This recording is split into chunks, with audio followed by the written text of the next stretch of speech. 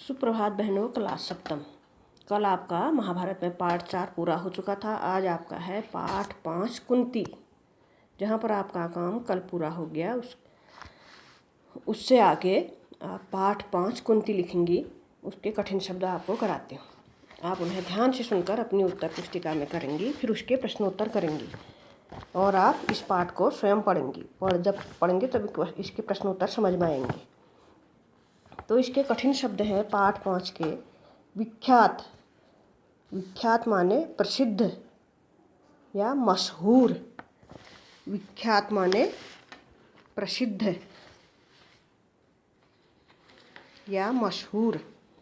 अगला शब्द है लोक निंदा। लोक निंदा माने समाज में होने वाली बुराई। लोक निंदा माने समाज में होने वाली बुराई। अगला शब्द है नज़र। नज़र माने दृष्टि। नज़र माने दृष्टि। फिर अगला शब्द है निःसंतान। निःसंतान माने जिसकी संतान न हो। जिसकी संतान न हो। फिर है प्रथा। प्रथा माने परंपरा। अगला शब्द है दंपति। दंपति माने पति पत्नी। फिर अगला शब्द है खिन्न। खिन्न माने दुखी। खिन्न माने दुखी। अगला शब्द है लालसा। लालसा माने इच्छा या अभिलाषा। फिर अगला शब्द है जिक्र। जिक्र माने वर्णन। वर्णन या बताना। अगला शब्द है अनुग्रह। अनुग्रह माने कृपा। फिर है निहारना। निहारना माने देखना। अगला शब्द है असर। असर माने प्रभाव। फिर है छल प्रपंच। अगला शब्द है छल प्रपंच। छल प्रपंच माने दाव पेच धोखाधड़ी। छल प्रपंच माने धोखाधड़ी। फिर है अगला शब्द संभवतः। संभवतः माने शायद। ये इसके कठिन शब्द हो गए। अब इसी पाठ के प्रश्नोत्तर मैं आपको करा रही हूँ। आप उनको ध्यान से सुनकर अपनी उत्तर पुस्तिका में करेंगी। इसका पहला प्रश्न है प्रथा किसकी पुत्री थी। प्रथा किसकी पुत्री थी। तो इसका उत्तर है प्रथा यदुवंश के प्रसिद्ध राजा सूरसेन की पुत्री थी। प्रथा यदुवंश के प्रसिद्ध राजा सूरसेन की पुत्री थी। अगला प्रश्न है प्रथा का नाम कुंती कैसे पड़ा। प्रथा का नाम कुंती कैसे पड़ा। तो इसका उत्तर है प्रथा के पिता सूरसेन ने अपने फुफेरे भाई कुंती भोज को वचन दिया था कि अपनी पहली संतान उसे गोद दे देगा। अपनी पहली संतान उसे गोद दे देगा। पूर्ण विराम। अतः कुंती भोज ने यहाँ पहुँचने पर प्रथा का नाम कुंती पड़ गया। अतः कुंती भोज के यहाँ पहुँचने पर प्रथा का नाम कुंती पड़ गया। प्रश्न नंबर 3 है दुर्वासा ने कुंती से क्या कहा। तो इसका उत्तर है दुर्वासा ने कुंती से कहा था कि तुम किसी भी देवता का ध्यान करोगे। तुम किसी भी देवता का ध्यान करोगी तो वह अपने ही समान एक तेजस्वी पुत्र तुम्हें प्रदान करेगा। प्रश्न नंबर 4 सूर्य के संयोग से उत्पन्न बालक का कुंती ने क्या किया। सूर्य के संयोग से उत्पन्न बालक का कुंती ने क्या किया।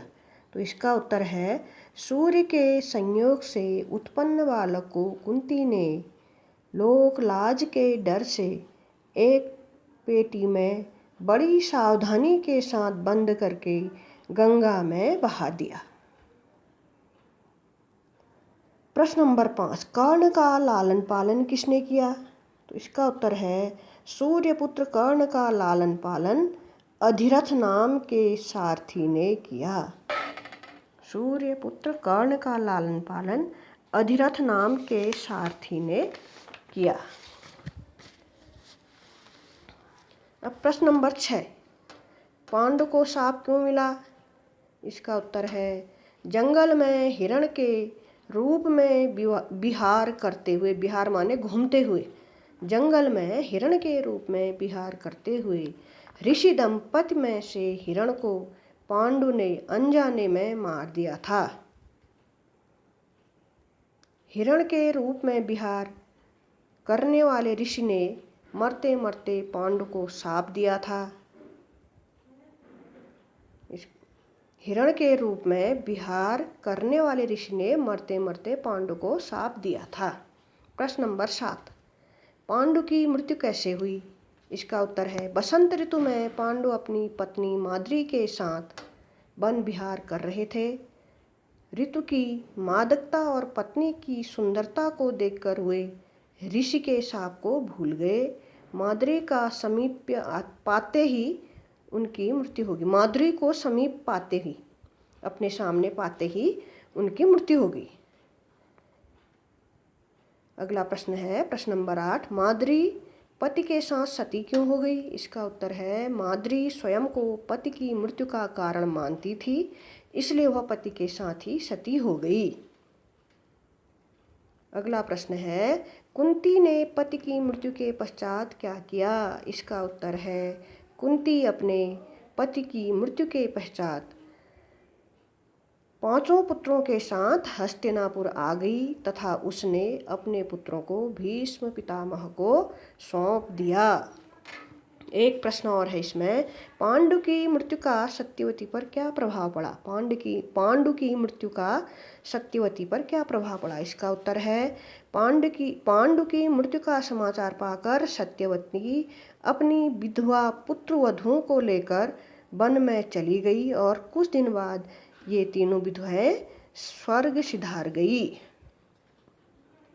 पांडु की मृत्यु का समाचार पाकर सत्यवती अपनी विधवा पुत्रवधूओं को लेकर वन में चली गई और कुछ दिनों बाद ये तीनों विधवाएं स्वर्ग सिधार गई। पूर्ण विराम। इतने ही है। इसके कठिन शब्द भी लिखने हैं और ध्यान से सुनकर इसके प्रश्नोत्तर भी लिखने हैं।